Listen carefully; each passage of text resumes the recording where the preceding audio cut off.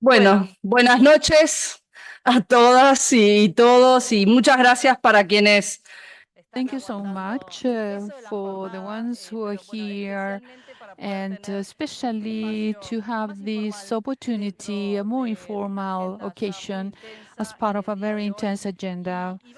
And we're going to share uh, the work that Gina Vargas, as Lucho Yáñez has announced, the work that Gina Vargas has been doing these 50 years of feminism, which consolidated, and she brought all the documents and life compiled in this book, 50 Years of Feminism in Latin America and the Caribbean, Reflections after 30 years of Beijing Declaration. So we wanted also to mention this because this is history of feminism, history of a feminist, which is iconic feminist for all of us in the region, and many more for many more the ones who are here, but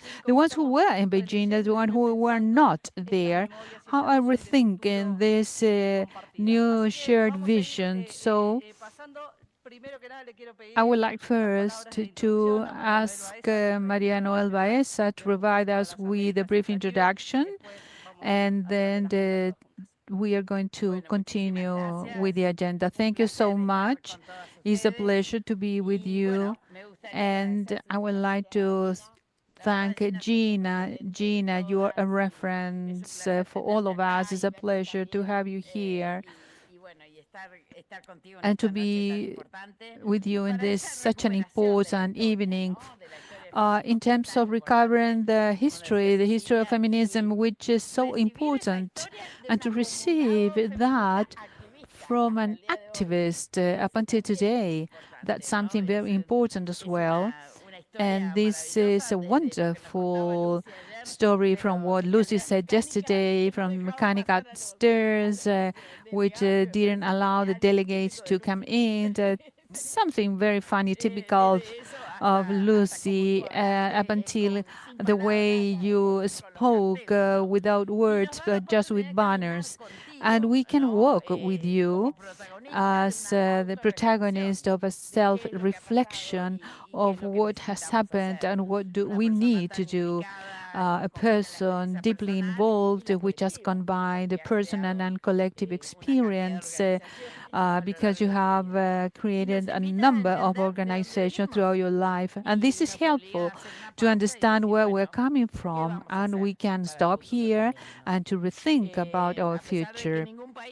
Although no country could implement the Beijing platform entirely, we are going to see in the book that we have ratified the importance of feminist fora with the civil society to learn from them and to permanently improve the public policies that we all need. It is essential that this experience also provide us answer to the new context. Today we have so much uncertainty that to have a historical view is very useful to have like constant action with this wonderful work. For young women, it's a pleasure to contribute with this learning and to value the trajectory of our women leaders. So this is what we would like to do now.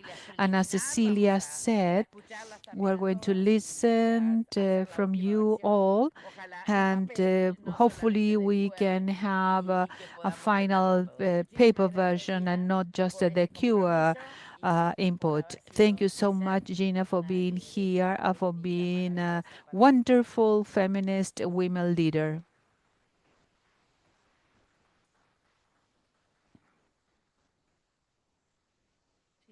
tenés el micrófono. Vinimos acá a escucharte a vos, no Gina, we con would Rosy. like to listen from you now.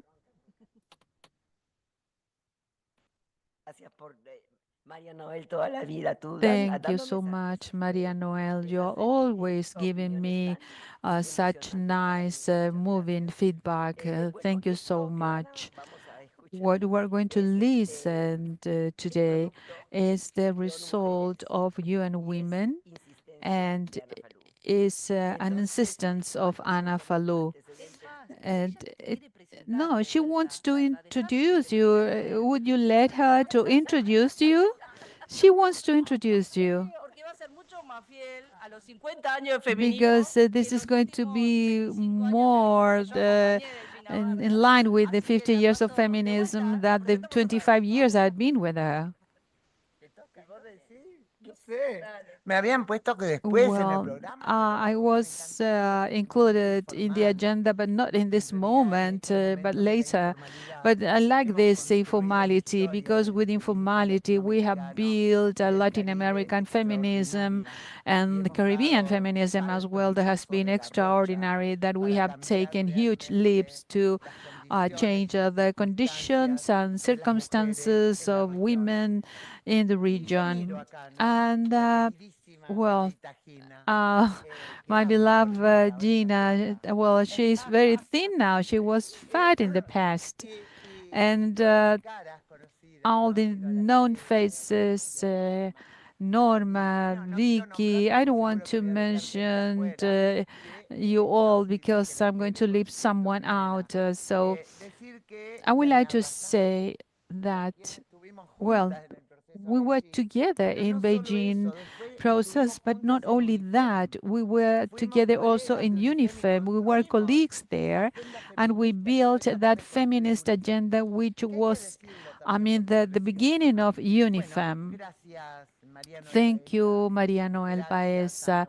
Thank you, Ana Westmes. Thank you, Cecilia Lemani. You are also doers, women leaders. And I would say that this is the right occasion, is the right opportunity for you and women to call upon Gina Vargas for this so necessary reflection and recovery of the processes that we have gone through up until today. The processes that we started from the civil society and from 1995, but even before that, because we started quite before 1995 articulating all these regional processes. And I would like to say that Hina was proposed as coordinator of the Forum for Latin America and the Caribbean upon suggestion of feminists, especially Chilean feminists. Chilean feminists, they knew about this woman, this Chilean woman, that was the group close to dictator Pinochet. She has been appointed as the representative of women of our region for the NGOs processes, and this great Chilean woman they very quickly started to call us, and we started building a regional articulation where we installed Gina Vargas as our coordinator. This is, and I'm saying that this has a political value, and I would like to rescue that political value of that time. That was a very promising beginning. And it was a promising beginning, very powerful beginning, because no anyone was representing us, but we chosen a feminist with a trajectory, with great commitment, with a way of thinking, reflection, etc. And she was Gina. And I would like to tell you also that, as Mariana Noel said, well, this is a right time. It's a timely moment. I congratulate that we are taking Gina's thinking in different moments from 1995 till today, and that reflection, as Cecilia Lemani said, this also involved personal aspects, the decisions that we make at personal level, and how Gina has built her own feminism and trajectory, political trajectory within this feminist world. We have politicized what is, when we have recovered this history from our own practice and experience. And as Gina said, this Beijing process was very complex, was difficult, was tremendously difficult. I remember Vicky was mad, sat down next to me, helping me with my speech. Yes, to each of us, Natasha Molina also, and Natasha Molina, Rosalba Todaro, Aide Virgil, she's not here anymore. And they were so important also during this process, as many other wonderful women which have accompanied us, and we all set up a regional force that was coming bottom up. And as we said that moment, I don't know who said this, but I think that everyone said this. This was the pretext to write our own text. Cecilia Olea said that. The text and pretext, I think that gave us the opportunity to do this. And well, what to do in Beijing was important, not who was going to Beijing. In the process of what we wanted to reach to this global platform. And women began to know about this, and we didn't know anything about the United Nations in that time. And we reached the Mar del Plata conference without the faintest idea. I mean, I almost died there if it weren't for the Uruguayan friends, Albespina, Rosario Aguirre, who came, and one night they gave me a pill and they say, "You are going to fall asleep." And they put it on my bed, and because we were with no resources at all, and so they wanted to take us out of the room, but we were there, and I want to render a tribute to that, to Maria Renda, the beautiful Caribbean woman, because the memory is built from that one. And Beijing took me to, and Anna said, how much? They told me, how much money do you need, Anna? And she signed a check with which we could pay for the translation, for the rooms, and then we had our friends from UNIFEM. Branca Moreira, Ana Maria Brasilero, Mónica Muñoz, Guadalupe Espinosa. We have to name them all. And they all came to me and said, "Don't worry, Anna. UNIFEM will take charge of this. UNIFEM will sustain and will support with any necessary thing." So this was a collective construction, but without wanting to overstep my time, I would like to say that accompanying Gina in this process, for which I was co-coordinator because the conference was held in Argentina, meant a lot of force, a lot of emotion, a lot of affection.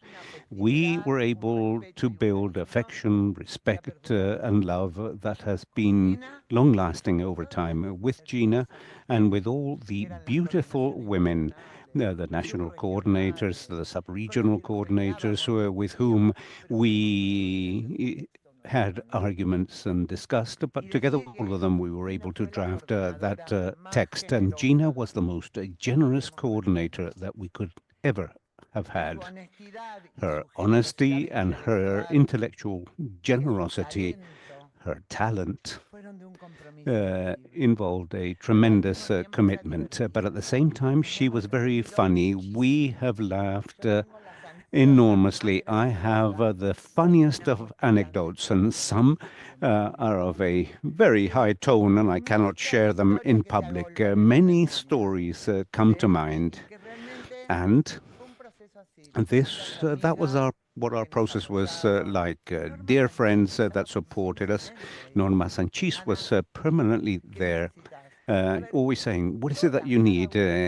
Everyone, each one of them. I don't want to name them because I would necessarily leave people out who are very loved and very valuable in that process. And I would like to say that this book that is still at a which is still a draft version, is a historical book, but it was a necessary book. And what is most important, I think, is for all of us to read it with love, with a good spirit, and that we think, what else could we contribute to this in other entities? As Lucy Garrido said in a marvelous article that I read once again, and that makes me laugh once again, we didn't even know where Beijing was. When we were told Beijing, we all looked at each other and asked, well, where is that? Where is Beijing? For us, it was Peking at that time for Latin American and Caribbean women. We were talking about Peking. We didn't know where Beijing was, and that is how we ventured into this marvelous wave, which is the wave of feminist resistance in our region, and conservatives will simply not be able to hold us back.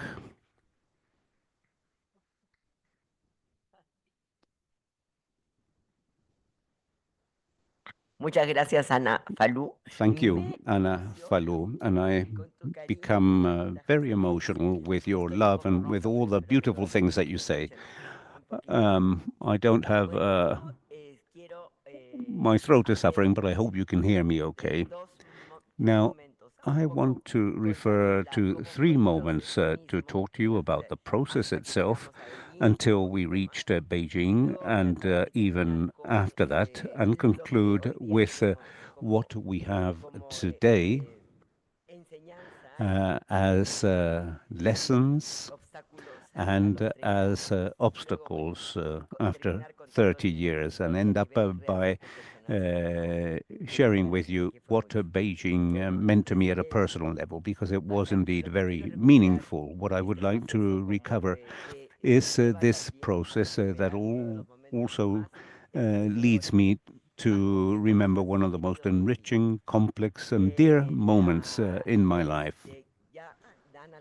Anna has already said that, but we were not invited to Beijing, but rather we were there as a result of the strength that we had in order to make this change within the UN. What Anna has not said is that in 3 or 4 days, at a moment where there was no email, WhatsApp, and so on, the Chileans drafted a letter, they sent it, and then everyone resent that, and we received some 300 or 400 faxes of people saying, no, we had to change that person and put Gina in her place. And I thought that we definitely had to wage that struggle, but that we weren't going to win. And yet we won. And then we said, well, what are we going to do now? Now we're going to travel to Beijing. I think that was a feminist victory that shaped the whole process deployed before and after Beijing. I always say that we, first of all, arrived as a result of our struggles and not as experts, because we didn't know too much what entailed for us in the future. We had taken part in other conferences, not in the meeting in Mexico, but we did take part in Copenhagen and in the Nairobi meetings, but that wasn't related to the official conference in any sense of the word. And this is something that you can read in the book, because I would like to say that in 1980 in Copenhagen, Mitila Jungar was there, who didn't really like us very much at that time. But then there was a military coup in Bolivia, and all Latin Americans were very committed and protesting. And the police, 2-meter high police, arrived, and it was terrible. One of our sisters had a broken arm. We were all beaten up, and of course, the Prime Minister apologized during that evening. But that was the style of many of those conferences. But finally, we reached Beijing in this fashion, in a more autonomous fashion. And so I was saying that we arrived there as a movement in struggle. And the first experience, as mentioned by Anna, was in 1994 during the regional ECLAC conference held in Mar del Plata. After that, we held the pre-COP and so on, but in the forum of the conference in Mar del Plata, someone said Mar del Plata was the moment when we unveiled our ignorance, and then very quickly learned how to position ourselves and how to make progress. So Mar del Plata was a space for action and for total learning. We lacked sufficient experience, except Aide Beijing and a few more that had more experience, and she defended us in the hotel, and they wanted to evict us from our hotel rooms. And so the few of us that had hotel rooms, well, our rooms became a room where 4 or 5 of our sisters slept together because there was no other solution. We also lacked experience in being advocates and how to adequately relate with politicians. So Mar del Plata was memorable because we very quickly learned that we were in a different playing field with a different logic, and only by knowing that we could position ourselves as a movement. It was a crucial moment because there we also began to organize ourselves at a national, sub-regional, and regional level. We have worked with 5 sub-regions in Latin America, Central America, and Mexico, the Andean region, the Southern Cone, the Caribbean, and Brazil. And together we represented many voices and many initiatives. One first aspect was diversity in action, and there I learned that conflict enables us to grow. Conflict is fundamental in order to make headway in something that is not sufficiently clear. And so the first stress was the issue of diversity in action. And this was, there was no longer a need to populate feminisms with a perspective and with major voices, but rather this was a reality that was already making itself heard. The voices were present there and demanded acknowledgement and their own spaces. And I'm talking about Mar del Plata. Initially, there was strong criticism towards the coordinator because of the scarce echo that she had in terms of the racial aspect, in terms of the emancipation promoted by feminism. Despite the fact that in the regional team that was comprised of extraordinary black women such as Sergia Garvane. Sergia wrote an article saying, look, we are here, but we have no voice. We are not being heard. And she, Feliz Carneiro, said, we have to make feminism blacker. And so this was indeed a vacuum that we had to urgently deal with. And this also promoted its regional and global expansion, both in the Beirut Forum and during the conference itself as well.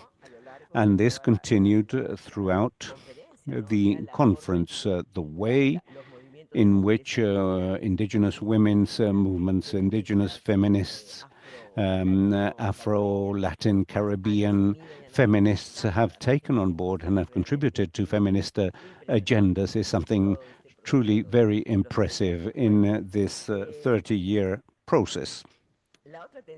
The other historical stress of feminism was in order to maintain a balance between the dynamics, interests, and the autonomy of women's and feminist movements vis-à-vis special official spaces for both the governments and the UN systems that we were not truly very knowledgeable of. And therefore, Mar del Plata not only involved a collective learning. For me, as responsible for that process, the uncertainties accompanied me for a long period of time. I felt that I had not contributed what was necessary, and once a conference ended, I simply wanted it to disappear. After 15 days of profound depression, I decided to overcome that, following the suggestion of my colleague and subsequent husband of mine, who knew all my friends. And I wrote a self-critical letter to the whole team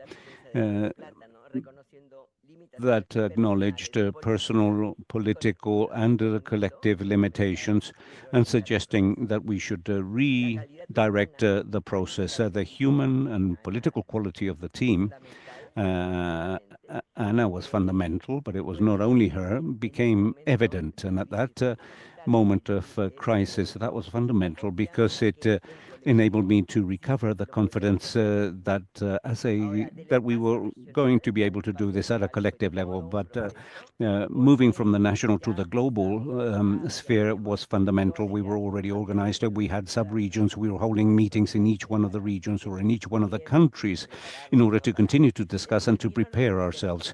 And then we had the pre-con conference in March 95, and that was our first articulated experience as a regional movement, and it was a global interstate space, not only involving our own region, as occurred in Mar del Plata.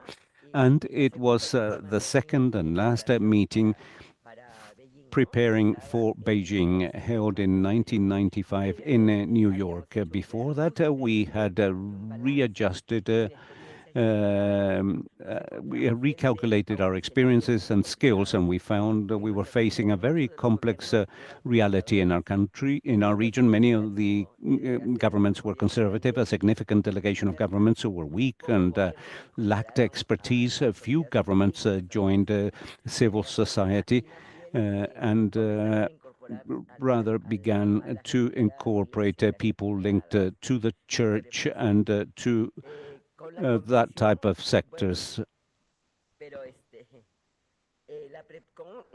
But pre-con evidently meant that we came of age, convinced that only with clear political strategies among us, with global governments and more democratic governments, we would be able to make progress, and also with the conviction that we were not going to be surprised by that anti-democratic fundamentalist dynamic that did not wish to enter into a dialogue, and that was deployed by patriarchal and conservative forces whenever they feel we're making progress. I forgot to mention that the region was quite conservative, but what I remember most, and it's not that this was our intention, Aida Gonzalez, the delegate from Mexico at that time, at the political party, was in government, so it was not a great love of us.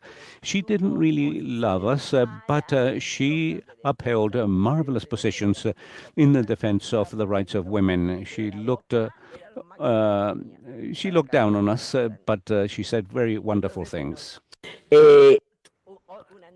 So an anecdote that I think is something great to share with you in this way of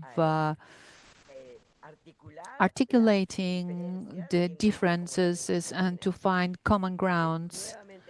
Again, with indigenous women, was myself and Blanca Chancoso from Ecuador. We were discussing the following strategies.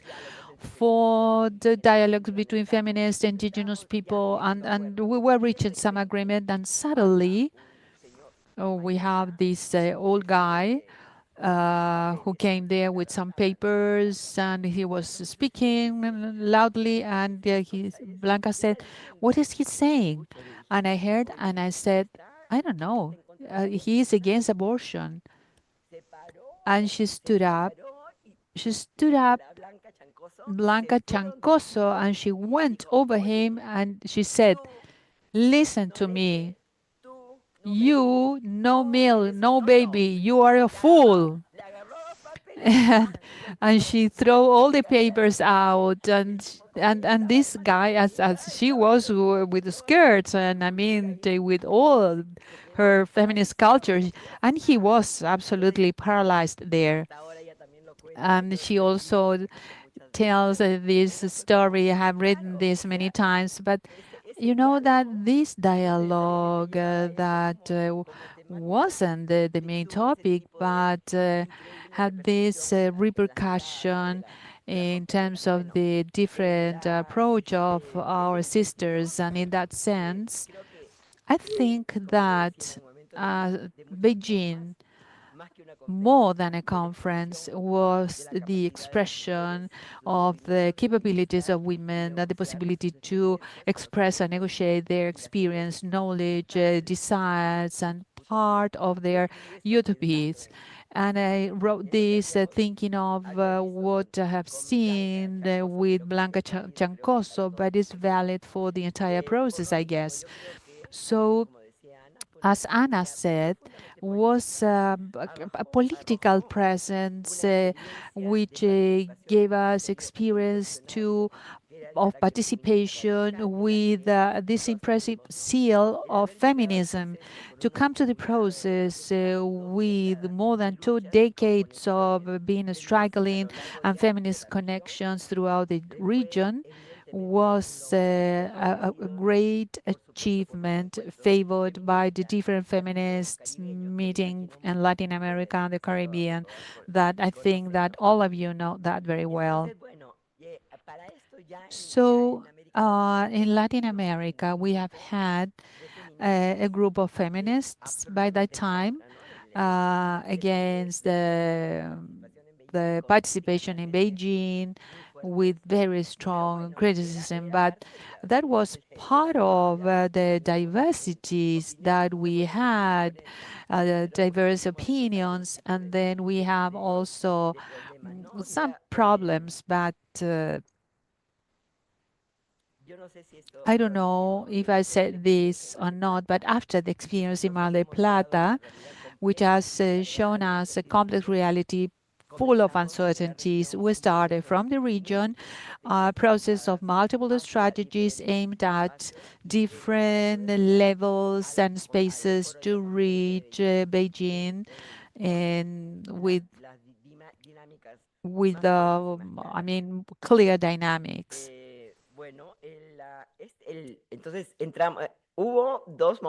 We had 2 moments in Beijing, as in any conference. First, the forum of the civil society, where we were there, the feminists in Asia, Africa, Latin America, etc., and the conference itself. In the forum, the Chinese government, authoritarian government, sent us 60 kilometers away from the official conference. But many of the most of the ministers who went to visit us. I remember this Ministry of Women here in Chile. What's the name? A great woman, Josefina Bilbao. Josefina Bilbao.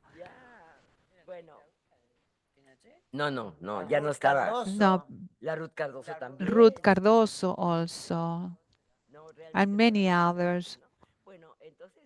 And so this forum were 5 days where each of us were working in different working groups, the indigenous. We didn't have the reality of the trans in this process yet. And this was a tent, but we had Frida Kahlo there with the sun like this, and there was this wood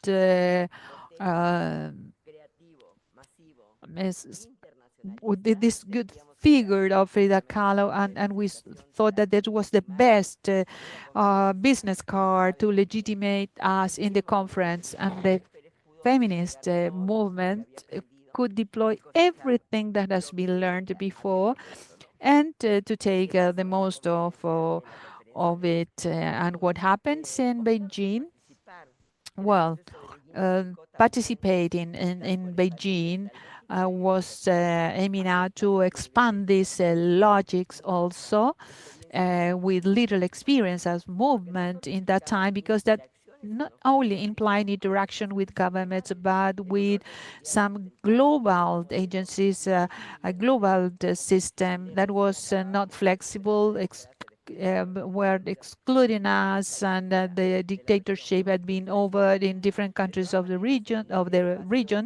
However, that was a global movement sustaining, and that there was no democratic hegemonized, but a Western world with no much room for diversity of approaches and the one single language, because not to know about English was to live marginalized. So we had to learn all what this means, because a model and a space that was not only criticized by feminist women from different angles, but all the other social democratic movements proposing different alternatives. And participating in Beijing, we wanted to strengthen the globalization and democratization space and at the regional and global level. So Beijing process wasn't only participation of feminists there, but rather a process of disputes in terms of content, scopes, orientations expressed on the one hand by negotiations with governments in terms of national and global actions, and on the other hand, our presence and both were the space where we moved at different levels from the local to global level in permanent movement. They started lighting all the different areas. Two important aspects are a testimony of this. But what I want to say is that, well, the stirs that where we have that was mentioned before, that we have this justice mechanism and resources, and we were half away going around the mechanic stirs up until the Chinese police came and took us out. And the other thing has been told also that Lucy said that was the second day, because there were 2 days for the civil society had the opportunity to speak. And after the first day, well, let's say, yes, because my organization is doing this and that, and it was something very biased, I would say, and very bored. And Lucy Garrido, that she's so special, she said, Che, what happens if we keep silent? If we don't say anything at all? And that night, Anna Falou with other sister, they started painting. We have bought an enormous um, band there at kind of a tent, and what we wrote there, the sentence, and I came here and I said, okay, after all these days, we still don't know what's going to happen, and in these conditions, it's better to keep silent than to speak. And I kept silent, and then after 1 minute and a half, I was counting 1, 2, 3, but then after 1.5 minutes, I came with this cattle and of this size, and it was wonderful, wonderful. And they start clubbing around, and the and I said, "Wow!" And the applause was incredible. This is what. This is how. Um, this is how. I don't know, an Italian singer. This is how he should feel after each concert because of this big applause. And well,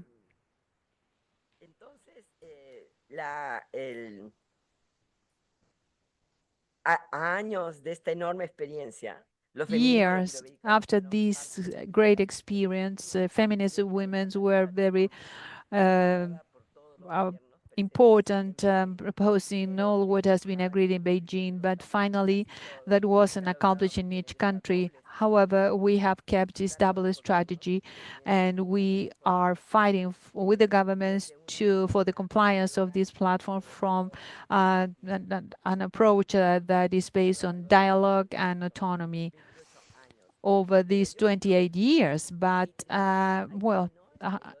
this is the end of Beijing, but then we have Beijing +5, +10, +15, and with each of them with its own story behind, and what we were presenting as feminists, where the governments were presenting, what we were negotiating with feminist friends from other regions. I mean, the support that we had in that time, that was the support from UNIFEM, and we continue making progress. But in Beijing +5, and in each of them, some story, but Beijing +5, for the first time, we were forbidden to speech. I mean, we have to hand our speech out for it to be translated. And we didn't know what was going on. We asked our friends, and Sonia was working at ECLAC, and Sonia, please ask, and nobody knew what was going on. And then we discovered that the secretary that was highly conservative, and she decided not to translate and not to hand the speech over. And so some people say, no, we cannot let this happen. And other ones said, no, we're going to lose the opportunity. We better print the document, and we distribute the document around. And well, that she was so annoyed. She was one of the ones who have drafted this document. And I didn't know what to do up until finally at the entry door, just about to enter the room to speak in the main conference, Anna Falou came with 2 whiskeys. And I drank the 2 whiskeys in one shot, and I went there and I spoke. But I can tell you, yeah, the end of this story, because that was very powerful. And we asked the government, how are you going to approach this platform, with what word? Because the words of feminists in Latin America are justice, democracy, and so your words shouldn't take a step back in history. Well, basically, this is what I want to say that after 30 years, we have come to realize that, well, the Beijing Conference for Women has been the most robust instrument to advance in the global positioning of women, together with their demands and democratic expectations. And this demanded the government or set up a roadmap to different governments to implement policies for the women's rights. You know that it wasn't an easy task. But what was very impressive was to feel the strength of the feminist movement in Latin America and the Caribbean, and this conflicting in nature vis-a-vis the new things that came up. It was a tremendous learning process. What we need to do now, of course, is to see. Well, I am not going to start talking about the political and economic situation of Latin America at present, because we could break down into tears, really. And I have already said that in my previous intervention. But I would simply like to conclude by saying that I believe that there is a fundamental aspect in those 30 years, and that is that those years forced us to review what we had taken for granted, things that were valuable, but obviously that was not the total response, and therefore that capacity to search was something that provided us with a tremendous driving force and different elements. So this was a profoundly political and ethical lesson that we learned that has enriched our perspective with the wide-ranging meaning of justice and democracy that we offered, and that is also offered by new voices. And therefore, I would also like to highlight the present and very strong presence of young feminist women that bring with them new sensitivities and new ways, new reflections and knowledge. And thus it is urgent for us to enter into intergenerational dialogues because women have a basic flaw that we conquered during that stage. And of course, the agenda is not over. The agenda moves ahead. I would like to conclude with something at a more personal level, and I've already referred to this. During the Beijing process, I learned more than ever in my life, and I learned every day and in very different ways and in different spaces by being connected to a powerful feminist, regional feminist movement, and at the same time building a global feminist movement has been something fascinating, and it has been one of the most enriching lessons for me, and I believe for all of us.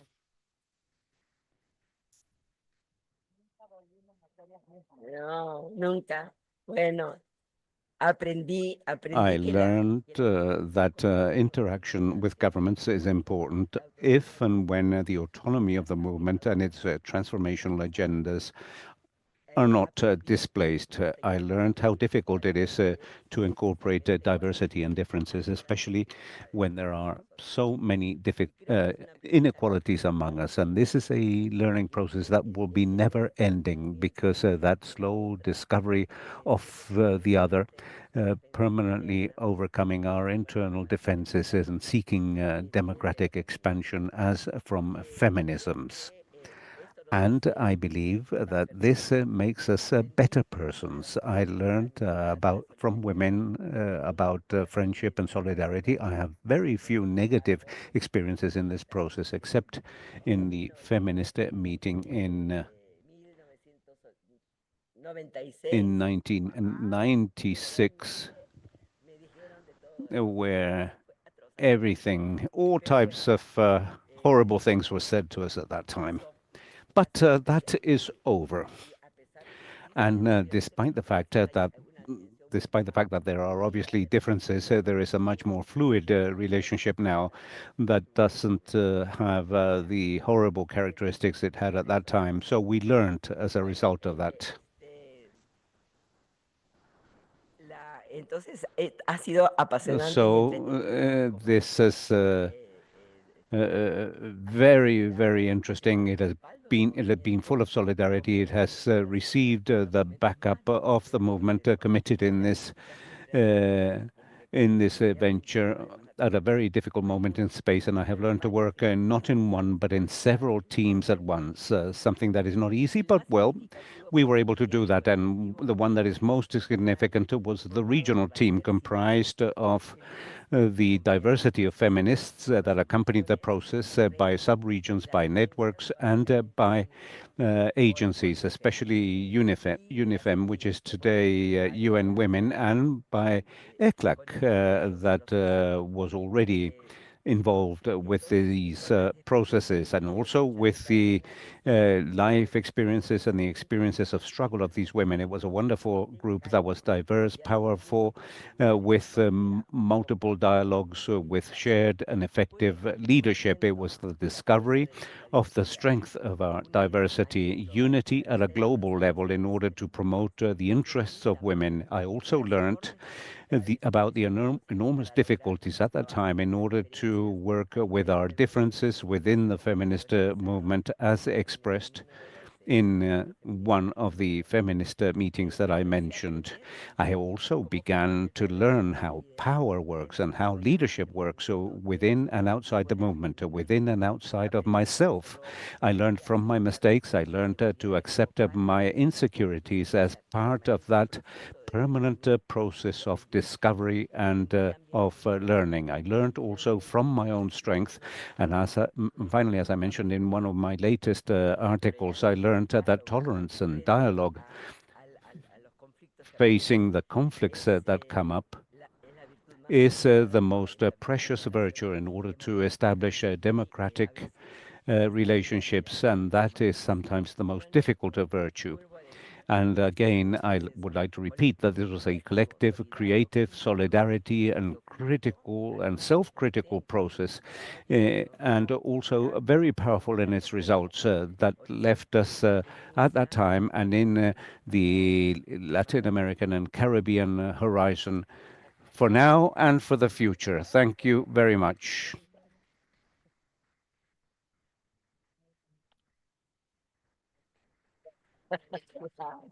Feliz. Nos tenemos que parar. Well, I think we all have to stand up and give her a warm hand.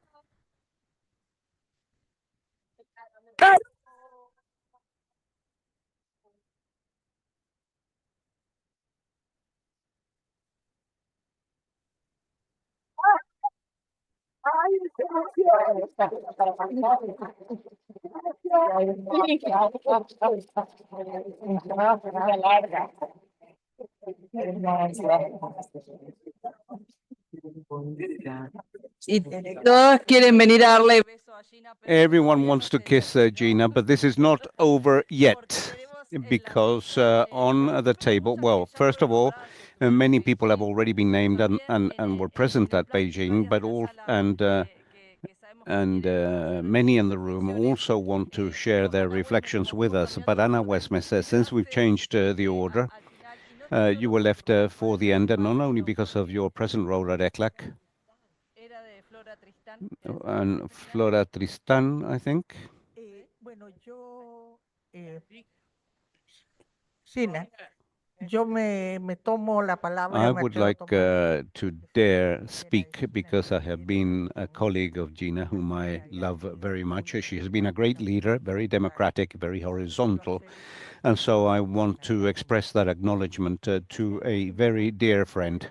And I think you forgot to mention something. I believe that ECLAC and the women's unit and the women's division played a very relevant role for during 1 or 2 decades, generating work with networks, with governments, with the production of knowledge, supporting the conference. And Sonia, when she when she moved from Mar del Plata to Santiago, she played a very important role. So I would simply like to remind you all of a very important actress that accompanied us I was involved in this process, and therefore I would like to share this memory. Miriam Kraus and subsequently Sonia, who moved from the unit to the division. So I believe that that is very beautiful. But what I would like to highlight here is the tremendous leadership of Gina, the enormous love that we all have for her, and the fact that she truly deserves this warm hand and much more. In addition, she was very audacious to dive into this pool, so to speak, when no one else dared to do so. And Anna, I want to apologize to you because Aranzaid has to leave. So I would like for you to be even more flexible and offer the floor to Aranzaid straight away. And then we go back to you. If you were in my village, we would even just start the way we do to congratulate you, to say thank you, to affirm you. Thank you so much. I was in Beijing. And let me write myself a little bit into your book. 93, we were I was part of the young lawyers working for Vienna Conference. And we were working as the Women in Law and Development in Africa with CLADEM, with the Asia Pacific. Oh, it was powerful. And we saw the spirit of ECLAC in the feminist women's human rights agenda. And it was the women from these regions who said women's rights are human rights. And it was written in the Vienna Declaration, though, of course, Hillary Clinton said it later. But I just wanted the record to be clear that it was the women's movement. In Beijing, it was my first exposure of being international. So the African women in our big outfits, we always saw the Latina and the Caribbean women as coming with the intellectual passion, political, and the women from the Pacific always had the flower. And feminist global movement is what you were part of co-creating. Congratulations.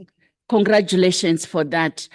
And you know, years later, coming into UNIFEM, Anna Falou, Monica, Teresa, Roberta Clark, the amazing team that was now implementing Gina. We started to lift that which you delivered in Beijing to give it steps and feet. And then I come into the moment of connecting Vienna Conference, Beijing, and ICPD. And there was Mabel Bianco, there was Alessandra Nilo. They were connecting the ICPD agenda with the Beijing Platform for Action agenda. And we felt the power, Gina, the power of the collective global movement in putting women's autonomy and voice at the center. Now, I'm in UN Women, back to continue to carry the power of that story with Maria Noel, with Cecilia, with Bibiana, with Gloria, with the amazing, with Tony, amazing teams. You created a tapestry. It's a tapestry that we carry together. We honor it. We hold the history with the strength and the fragility that it carries. And I want to say thank you so much to the Latin American, Caribbean women and young women whom I met yesterday, who continue to carry that fire. And Mama Luz Haro, who continue to bring the indigenous women, the rural women, the women farmers. Tonight is special. Thank you so much for giving us the energy, the spirit, the creativity. Anna Falou, we'll talk more about this. I just want to acknowledge the last woman from this region that I want to acknowledge. She's not in this room. Is Monica Aleman, who is with Ford Foundation, who is so passionate, who is so much moving this agenda. And I just want whoever knows here to say, we love her. You are a region that is sustaining the conversation. But Gina, the midwives of the Beijing conference, we celebrate you. Thank you very much. Thank you.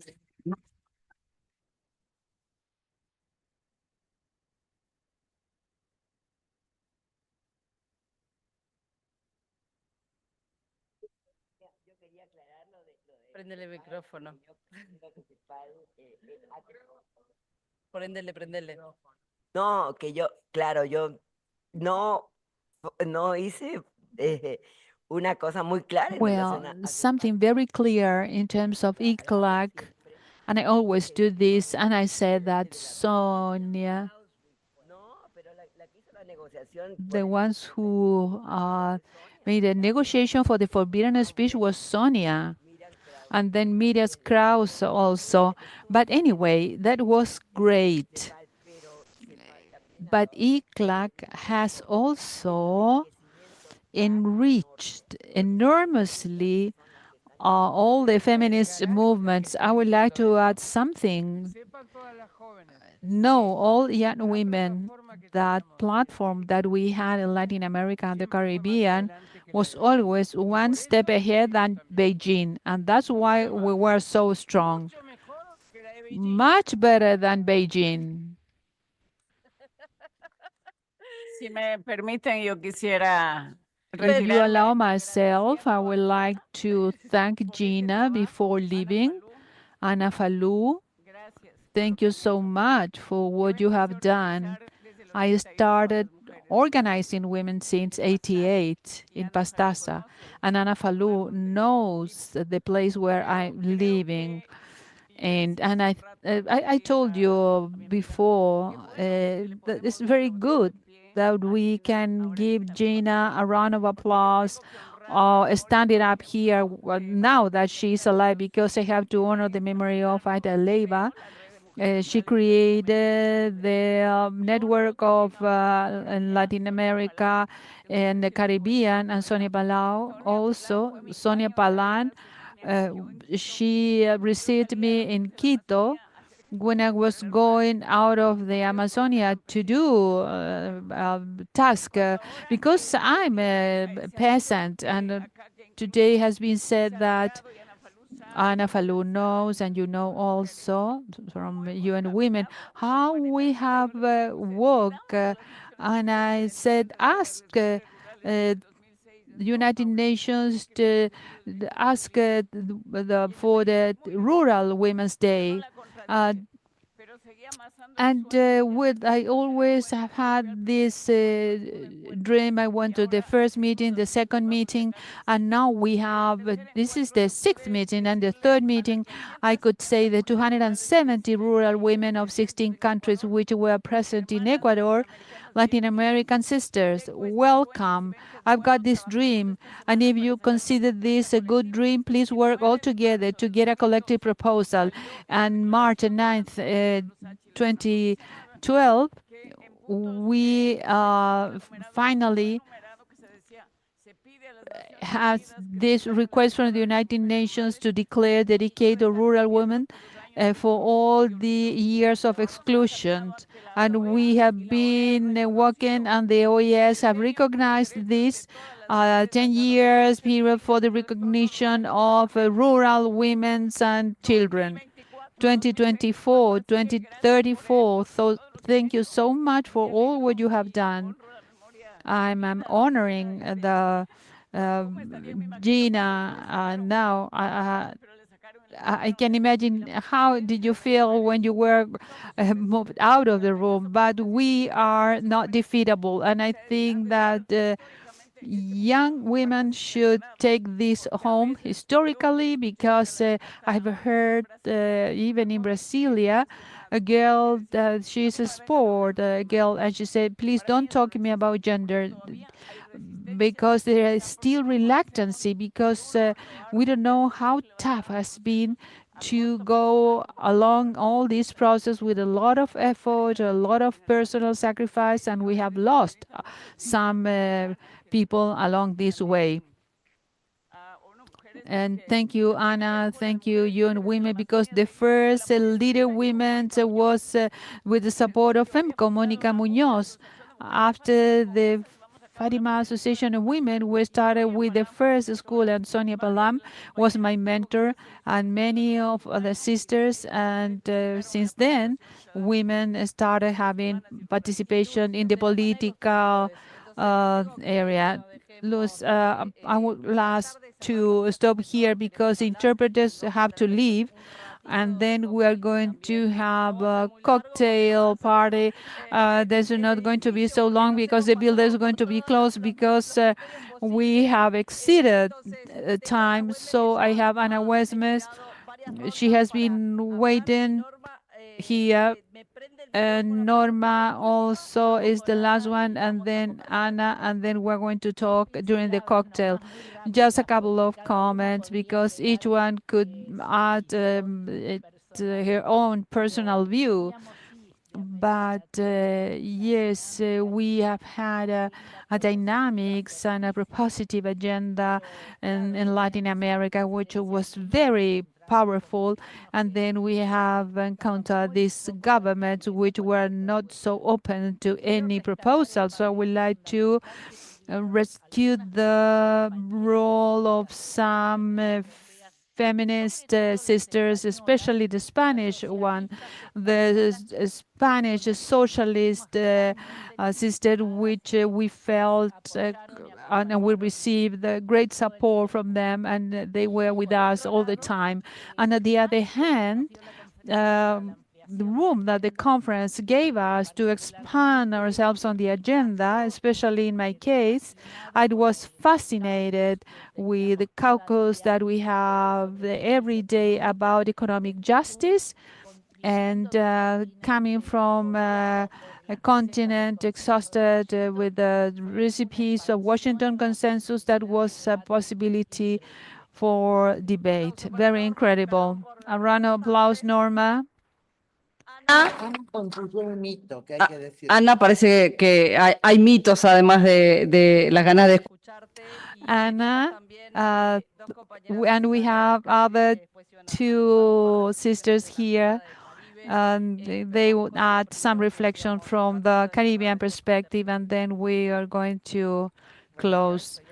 I'm very, very moved after listening these reflections, and I like them so much that this is translated into a book.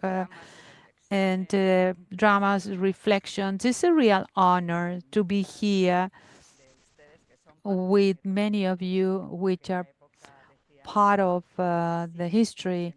And I think that we enter into the 90s, not only in Beijing, but Vienna, Cairo, Rio. We didn't have the effective power. We were not part of the groups of power. We didn't have the resources either, although we received some assistance. But what we had was a movement, our body and our voice. And I think that that's the way how we entered to Beijing. I came to Peru in the year 1991 in a very difficult context, and I would like to say that this, the 90s, to say the 90s that was wonderful in terms of women's rights, for me wasn't the case. And 91 was cholera in Peru, the popular urban movement with Elena Moyano. She was killed in 1992 in a war-like context with a lot of pain and many losses. And at the same time, with a neoliberal crisis which have exceeded every scheme, and many countries in Central America were looking for peace, were looking for democratic transitions, very difficult transitions in many of these countries. And I came to work there with the Spanish cooperation. And Spain, in that moment, where I was coming from, um, we work in our own job with our own profession, and at 6 o'clock we were out going to the street looking for spaces of expressions. And I asked in Peru, where are the feminists? And they said, well, there's some group perhaps this magazine that is called Divas. And what do they do? And then they said in March, where they have the thing to the life. And then we have Flora Tristana and other colleagues. And in difficult times, they say in difficult times we have to sing to our life, and the sustainability of the movement is something wonderful. Reflections. One, personal things is political, and Gina adds something that is great. I haven't thought about this.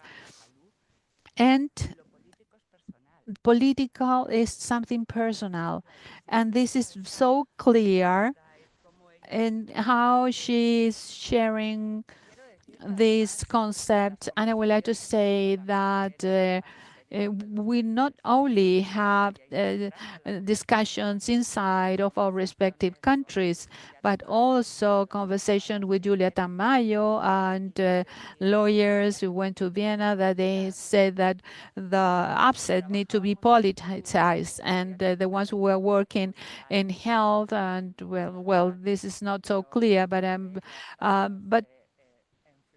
and I think that Flora and each individual has its own way of thinking.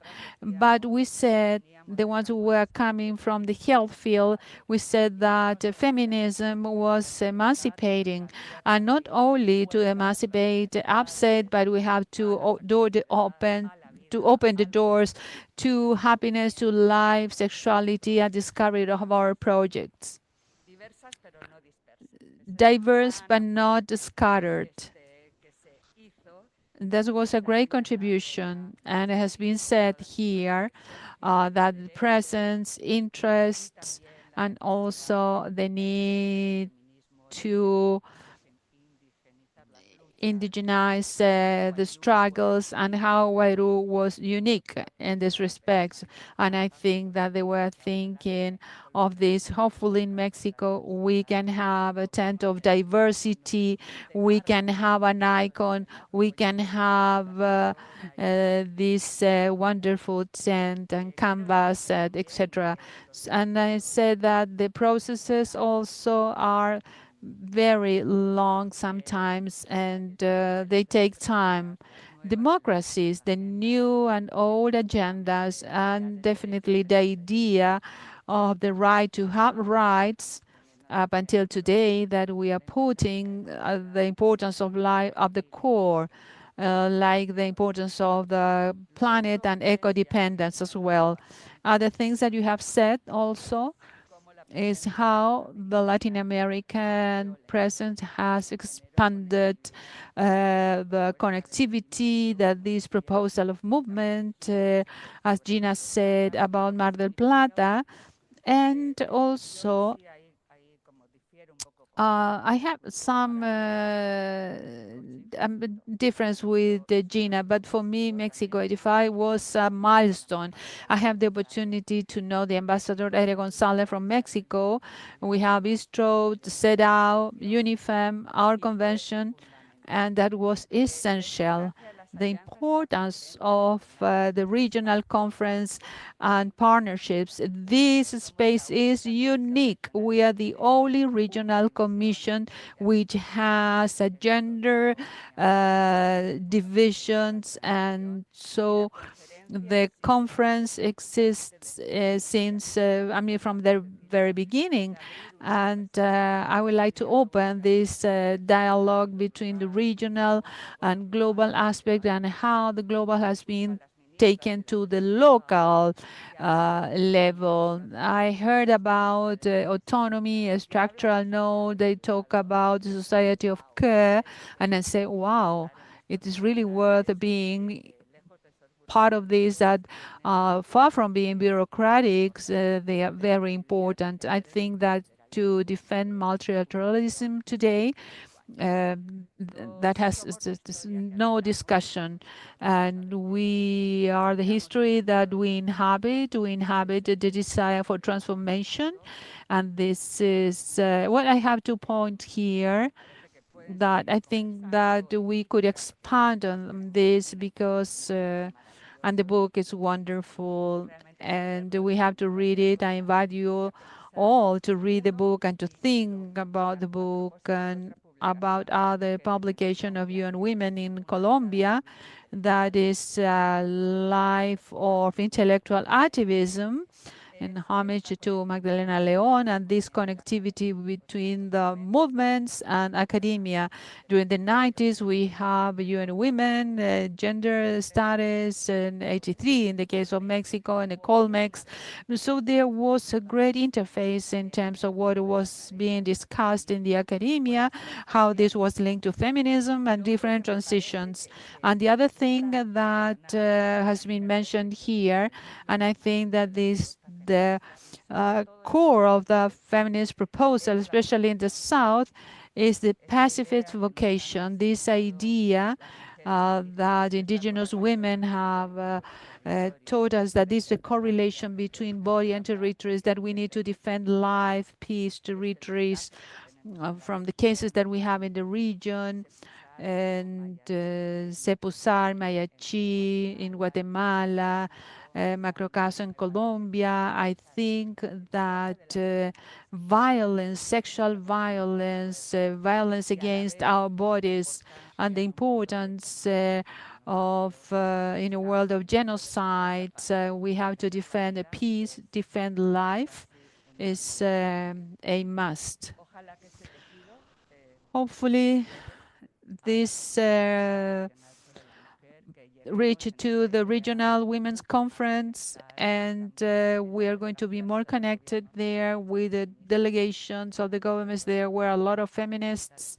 I remember the Mexican delegation, they have to work with them, and there were a lot of feminists in the United Nations. So I think that we have something to work on, and of course the canvas, justice mechanisms and resources, is a synthesis of what the region deserves and broad demand. So I would like to invite you all again to give Gina a round of applause, to give yourself a round of applause, to the one who have opened the way, the ones who are not here as well, and Magali Pineda, one of the few feminists who was attending all the feminist conferences, and I think that we have movement, and we have pacifism, and we have also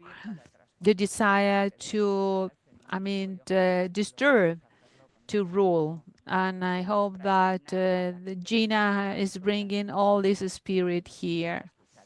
We love to hear from Gina.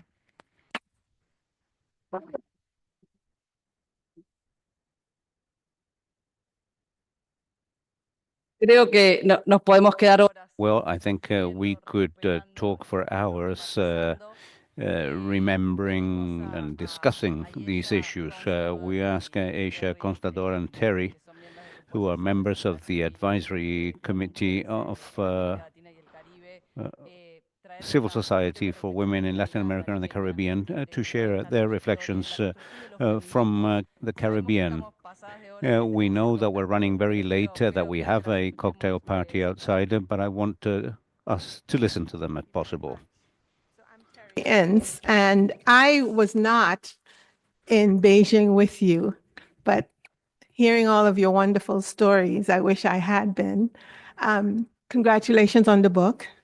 I've had the pleasure of working with some of the women that were in Beijing with you. You may know their names from the Caribbean. Hazel Brown, she's no longer with us, unfortunately, but Judy Wedenberg, Grace Talma, she's from Trinidad, Jackie Sharp, Brenda Gopi Singh. They are all Trinidadians, but they were in Beijing. And the stories that they have told us over the years, just really what you're sharing is reflective of what they've shared with us.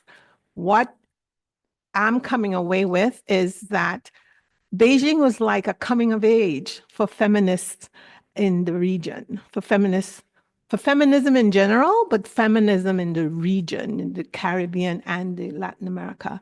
It was like a coming of age for the young women who were there. Many, like you said, knew very little going into the process, but you trusted the process and you learned along the way. And you have now captured that in a way that you're able to share it with others along the way. This book hopefully would become something that we all read, but also something that we reference as we continue the work that we're doing, because we're following in footsteps like yours. So I just want to say congratulations again from persons of my generation, her generation, all of the generations, for all of the things that you have done to help to pave the way for us to come after you. Anna, I love you. Thank you so much again for the work that you've done. Roberta Clark is another person I've had the pleasure of working with in Trinidad, and she's phenomenal, and we claim her in Trinidad, even though she's not Trinidadian, but she's one of us, and we're all one of each other, right? We're all together, Latin America and the Caribbean. So thank you again. Thank you. Thank you so much.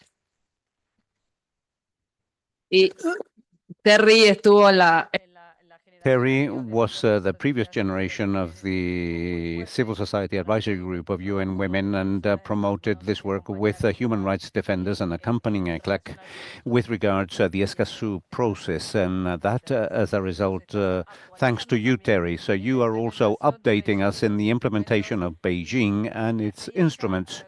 And Asia Constable, we would like to invite you as well, because we began this reflection in Chile in the Academic Forum on Territories and Care in one of the dinners when we began to prepare the next regional conference. And she provoked us with very good reflections at that time, and we want her to share them with us, those with us now. Gina, for sharing your experience and your talent with us by writing, chronicling this story and really helping us to now sit with this information and think about how we continue to carry that mantle forward. I was not in Beijing either. I was maybe at that time learning my timetables somewhere and stressed out about mathematics and what I would do with mathematics as an adult.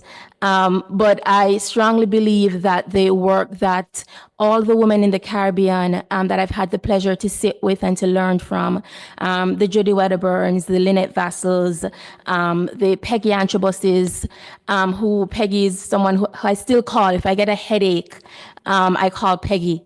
Just to get that kind of motherly, matriarchal kind of guidance from a fellow feminist who really has paved the way, and to know that she comes from this school of women, shoulders on which we so gratefully stand, is also heartwarming. I had a conversation with Terry today about growing up, coming into our senses as young women in this space and as activists, and how difficult it can be when you recognize how systems and structures are designed to work against you. And sometimes when you come to that realization, you lose a little bit of your enthusiasm and hope. And the importance then of youthful energy and perpetual hope to help drive us forward. But as I thought about that, I thought it was even more impressive then and heroic that women like Gina, like Anna, who know that the system is rigged in some ways, know that structures are broken, but continue to maintain that hope, are are even more, formidable because you know the limitations, you know the challenges, but you press on. And so what I am taking from your work and from what you have displayed here this afternoon is the importance of continuing to defy those odds, the importance of continuing to, move forward even when you know that the outcome is not necessarily going to be what you want, but maintaining hope even in the face, and then with the knowledge and the experience that you have of defeat, but maintaining that hope with the optimism that you still have the power to create a just and livable society for all of us. So thank you.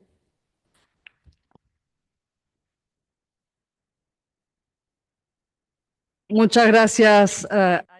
Thank you, Ayesha, for conveying this message of hope. And to conclude, let's see, has anybody else asked for the floor? I think we would like to express our gratitude to everyone. Do you want to switch your microphone on, please? Go ahead.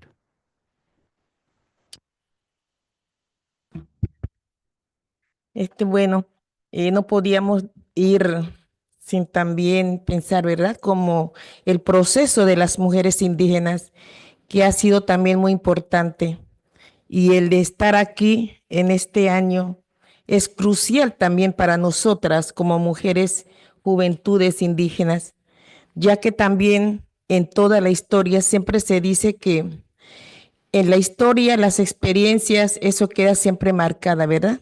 Y por eso también de parte de nosotras, desde lo colectivo como la etnia, felicitamos igual manera a Gina de haber compartido todo su proceso y cómo también ha habido esa construcción. Y de igual manera, dentro de lo que podríamos decir como mujeres indígenas, también en la década de los 90, que sería el 95, cuando tiene su participación a nivel global como mundialmente, para nosotras fue crucial. ¿Por qué? Porque para en esos momentos la mujer indígena se autoinvita para poder también visibilizar su demanda y de poder poner en la mesa también sus aportes como mujer indígena, el sentir, la visión, y yo creo que en estos momentos se le ha dado mucho lo que es el seguimiento, si no, no estaríamos aquí. Yo creo que también ha sido importante de todo ese proceso que se ha tenido, que las que nos han antecedido, ahí tenemos a nuestra coordinadora Tarsila Rivera, y de igual manera que ha sido siempre una mujer, y con otras que han mencionado, Blanca Chancoso, también ha habido otras mujeres, como lo ha referido Mónica, de que han también otras que no están presentes en estos momentos, pero que han abierto esa trocha, han construido para que las juventudes podamos decir en estos momentos está presente la voz de la mujer y las juventudes indígenas. Yo creo que esa plataforma también para nosotras, desde su propia particularidad, desde una visión colectiva también se hace presente. Por eso, de que no somos un mundo aislante, sino que esa alianza entre todas las mujeres a nivel mundial es sumamente importante para nosotras, de seguir tejiendo para un cambio, para esa construcción, porque lo vemos desde la intergeneracional. Así que prácticamente podríamos decir que solamente era enfatizarlo como el caminar y la construcción y el tejido que se ha dado también desde la mujer indígena también se hace presente y que con el pasar de los años también estarán ahí en la voz de la juventud. Eso es lo que yo quería también dejar mención como etnia. Gracias. Muchas gracias a ti y a toda la delegación y a Legmia por todos los aportes también para estos días, además de todas estas décadas de construcción. Tenemos a todo el equipo de conferencia de la CEPAL, a los intérpretes, al equipo de comunicaciones que se ha quedado afuera de hora. Les pido un aplauso para ellos y que nos vayamos corriendo, porque se han quedado mucho más de lo previsto y con esto pasamos y a la seguridad y a todo el equipo acá atrás en sala también y nos vamos a tomar algo y a correr. Gracias.